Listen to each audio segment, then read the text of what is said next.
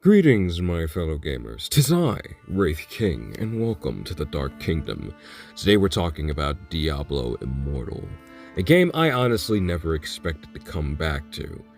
This is going to be a relatively long video as well, so please do sit back, relax, grab a snack, maybe that body pillow, whatever you feel comfortable with, and please do enjoy.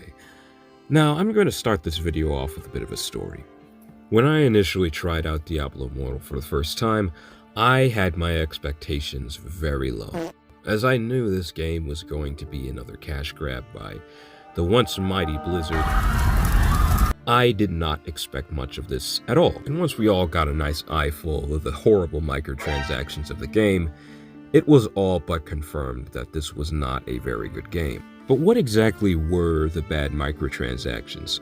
Well, it all starts with the Elder Rift. This is where you get some very powerful items called gems. Gems are a very important resource in this game because they provide certain stat bonuses and extremely powerful passive effects, including active effects, to your character. The most powerful of all is the 5 out of 5 star gems, or just 5-star gems. And all of these gems in particular have very powerful effects to them that can greatly affect your gameplay. Well, kind of. But we'll be getting into more about that later. You obtain these 5 out of 5 star gems from the Elder Rift. What this is, well, imagine Genshin Impact's banner summons, but instead of just summoning the characters, you have to fight a little bit and then they are actually summoned. And the drop rates are very much lower.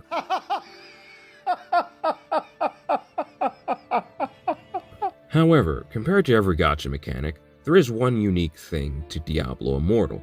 You can increase the chances of getting higher quality gems. Well, kinda. Now you can do this by getting legendary crests. These greatly increase the chances of you finding a really powerful gem. Now everyone wants a 5 out of 5 star gem, but despite their rarity, you can still obtain a different variant of these gems. For example, I have 3 out of 5 star gems, and I have 4 out of 5 star gems. I found these just by playing in the Rift, and there is a chance that you will get these, and the chances of you finding these is much higher than finding them at their fullest potential, which would be 5 stars. Obviously, the chances of getting these have been proven to be incredibly low. And after months of playing, I still have yet to get a 5 out of 5 star gem. But not that I actually need one. Now, I told you guys that these do give you quite a bit of power, right? Well, there's a bit more to the power grind in this game, and that's what we're going to talk about. In order to get a higher power level in this game, you need to get a high gear score, and gear score is the most important part of this game. Even if you did have a powerful gem, you would still need to farm the game for better gear, because your gear gives you the highest score amongst anything else you have equipped. Yes, even more so than the gems. I want to tell you a bit more about the gear in a moment, but I don't want to stray too far away from gems because I'm not done talking about it. Some gems can be crafted, and all of the gems that can be crafted are very powerful in their own ways. But the 5-star gems, whether you find them at their fullest potential or not, will have an extremely powerful passive effect, and some of them even have active abilities that greatly affect your combat. For example, the one I have equipped to my Demon Hunter. Howler's Call is an interesting one. Although it's not the most powerful, it has a pretty fun effect. It gives my primary attacks a 10% chance to conjure a Spirit Wolf that deals damage to enemies in its path. However, this has a cooldown of 20 seconds. And if I upgrade this further, it gives the Spirit Wolf a 12% chance to stun enemies for 3 seconds. And if I want to upgrade my gems, it's not that difficult. I just need other gems to do it, and it doesn't have to be duplicates of this gem. You just need to find multiple gems to get points towards your upgrade. Of course, it does increase depending on the quality of the gem. But if you want all the unique effects that your gem has, a simple upgrade here is where you'll get them. But if you want to upgrade the quality, that's where you'll need duplicates. But every gem in this game has the same mechanic of upgrading them. You'll just need other gems to upgrade it and get all of the abilities out of it. Of course, the stats will vary depending on the rarity you've actually found the gem, But if you did find a 5-star gem, like the ones I just showed you, you will get some powerful effects that come with them. Just not the full stats. And of course, you can buy eternal legendary crests to increase the chances of you finding these items, and possibly finding them at 5 out of 5 stars as well. So, based off of what I'm saying, this game is technically pay to win, correct? Because you can just buy a bunch of eternal legendary gems and hope you get what you need out of the gacha. Or you can go to the marketplace, which this game has, and you can trade them with other players for ridiculous prices. Everything burns. Sounds stupid, right? But do gems matter? After playing this game as long as I have, Step away from the screen, go outside, get some fresh air. I can safely tell you, no, they do not. Most every single gem in this game has a powerful effect to it, but it's not necessary.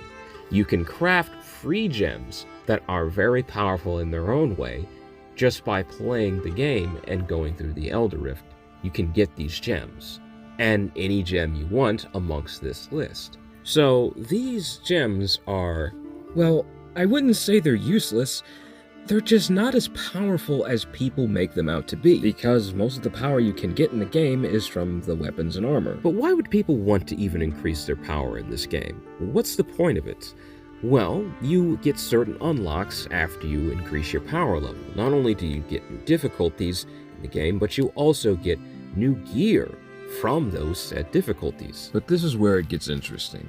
Let's say you want to unlock certain gear, like this one for example. You need to make progress in the game and unlock the difficulty related to this item, in this case, Hell 3. Now, if you want to unlock different difficulties, you have to increase your power and defeat the raid boss related to said difficulty. Unlike most raid bosses from other games, you can fight these bosses entirely on your own or with friends. Face me. Do not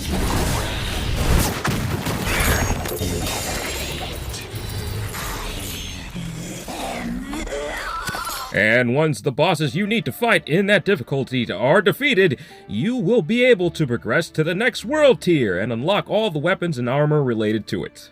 But here's the cool part. Let's say you've unlocked all those items and you can now progress to the next world tier. You're probably worried that you have to stay in that world tier to actually get those items to drop. Nope. You could be on normal difficulty and you'll still be able to farm for all those legendary pieces of gear. You don't have to be in the best world tier to unlock the best items. All you need to do is simply unlock that world tier and you'll be able to find the weapons and items related to it anywhere. Could be from chests, could be from enemies, anything, any activity that drops loot. Those items have a chance to drop from it. But there's a lot more to these weapons aside from just being very powerful or rare for that matter. Yes, some of them do rather simple things like cause bleed, poison, or simple yet lethal effects like give you an extra charge on your ability. But other weapons and items in this game can change my simple Hammer of Ancients into something entirely different. Allow me to demonstrate by going over to the Essence Transfer, which we will be going over in a moment as well. There is an item in this game that, if I equip it, it electrifies my Hammer of Ancients and causes enemies to be slowed. And I can equip this effect at any time over at this vendor, which I will be getting into in a moment. But I can go even farther with this, as these passive effects, or active effects I should say, can be greatly adjusted with other items as well. There's another item that increases the damage and range of my Hammer of Ancients if I charge it up for a short time. This, paired with the electrified bonus that I have with my Hammer of Ancients, causes it now to do an extremely deadly electrified burst that slows enemies. And cool effects like this are across every character. All of them have items that synergize with each other and can make new abilities, and if combined, can make another new ability. There's an item that causes Command Golem to poison enemies, and there's another item that causes the same ability to electrify them. Unfortunately, effects like this do not stack.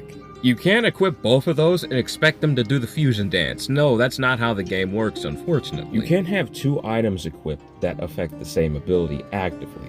However, You can equip items that passively affect the ability, along with another item that actively affects it. But oddly enough, my positives don't end there.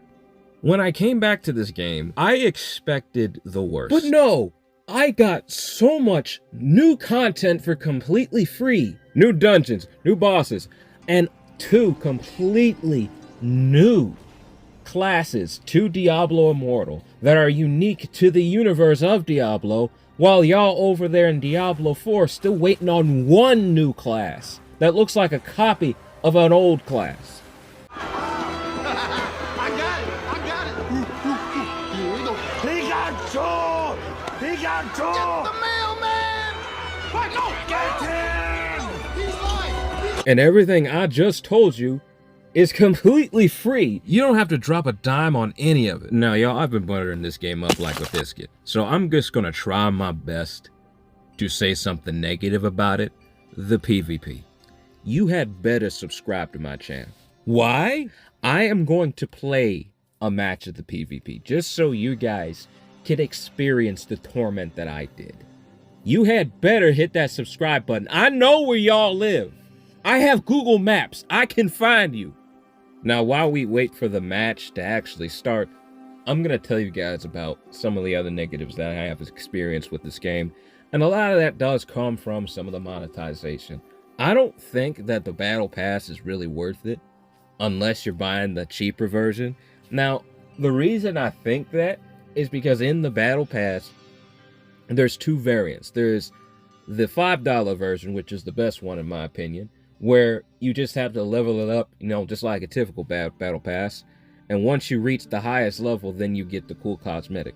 The $15 one, it gives you extra cosmetics that aren't all that interesting. Like, it gives you like this cool little portal effect that you see whenever you teleport.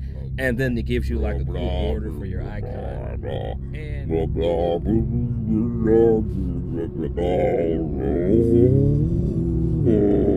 ones. But you know what, y'all? Ain't nobody playing the PvP. I've been rambling for about 5 minutes and nobody has started a match with me yet. So you know what? Hey, I got an achievement for doing that. My southern half was coming out a little bit too hard there because I was getting really mad about the PvP. I'm sorry you had to hear that, but I digress. The player versus player content in this game is just as bad as you'd expect. You see how crazy a lot of my abilities are, how some of them pull enemies in, stun them, slow them, poison, summon golems, create corpses. Imagine that, but with 5-6 people. The screen becomes bloated with loads of different effects and abilities, so eventually you'll lose track of what's happening, but you're already dead, so I guess it doesn't really matter. Not to mention the blatant pay-to-win aspect of the PvP, where yes, your power does very much matter in there, so if someone's a little stronger than you, it's gonna show. So you have these whales on the ladder, basically destroying everyone. So the pay-to-win aspect of this game truly does show its head there. Unlike in the PvE, where it's just you versus a bunch of enemies, and if a player just decides to swoop in and kill everything, well, that's just good news for you. Your mission just got a lot easier. But let's say you have an issue with that. Those players are barely around anyway. If they are, you can just go to another area. So pay-to-win players don't exactly affect your progress in the PvE at all. But there is another negative I do have about this game, which actually leads into one of the biggest positives. This would be the transmog system. Now, this game is clearly poorly monetized. I've said that enough in the video, but it hasn't been so blatantly annoying and in your face like this aspect of the game is. In the Essence Transfer vendor, you have the option to inherit or transmog your weapons. Inheriting is actually pretty cool, but we'll be getting into that in just a second. Transmog, it's no different than what you would expect from it in other video games. It allows you to copy some of the appearances of other armor. Unfortunately, this is limited to 18 items in the game. It has been the exact same way for every character for a very long time. They have not added anything to this. And it's not like they can't. They absolutely can. It's just that somebody over in Blizzard is like, yo, we just gotta force them to spend $20 on the skins in the game, Mickey. Good thinking, Goofy. Why would we ever give them free reign for customizations in this game? Because then they wouldn't want to buy some of the pointlessly stupid expensive skins we got. That is probably the silliest thing I've ever heard. I mean, maybe I'm speaking for myself here, but if an outfit looks cool, I'm gonna buy it. Blizzard just can't get a solid W with customization in any of their games, can they? Like, it's the same problem in Overwatch where there's going to be one thing that you really want out of the pack, but the pack is like $70. So you're like, well, what if I don't want 30 other items and I just want the one thing that's in the pack? What if I just want the weapons that come with this? No! You have to buy the full set, which is $20. And it's funny because it is in all of their games, even in Hearthstone. Sometimes they have expansions in that, and they have these little packs that come with it, but they have these really cool character skins that are in the expansion packs. Sometimes you just want the character skin. No! You have to buy the $70 to $60 expansion pack if you want just the skin. And to top it all off, some of these things have fear of missing out. I don't understand why this is a thing in video games. If you want my freaking money, I can give it to you. If I see something in your game that I want to buy, I should be able to freaking pay for it. Sorry, we're getting off subject. I personally believe transmog is something they should update eventually, because I think it would substantially add to the endgame in Diablo Immortal, because people farming for their favorite pieces of armor, not just for the effect, but also the appearance of the gear itself, it gives them another reason to farm for the loot in the game aside from just abilities. I think this would substantially expand the endgame if they added more than just 18 transmog per class. But here's the good part of this game. Whenever you find a legendary piece of gear, it will obviously be more powerful than the last one you found. But the weaker item you have equipped currently, you already have a build for, so if you switched it out for something else, it would mess up what you have built for your character. I actually teased this earlier. You could inherit the abilities of the previous items you found on your current item. Doing this will maintain the power of the item you just found. This system gives you free reign for builds, and it doesn't matter whether you found a super powerful legendary piece of gear, you can always inherit your favorite items on that gear. This is one of the greatest quality of life improvements I've ever seen to an RPG game. Maybe you guys have seen this before, but this is the first time I've ever experienced it. And this doesn't cost materials or anything. You can do this indefinitely.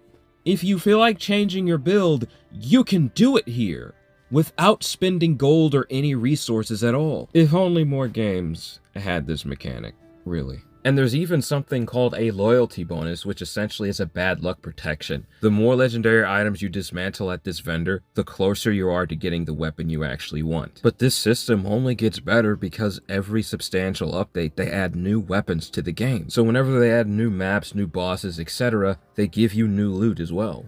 And might I add, everything I just told you is completely free. Nothing costs a dime.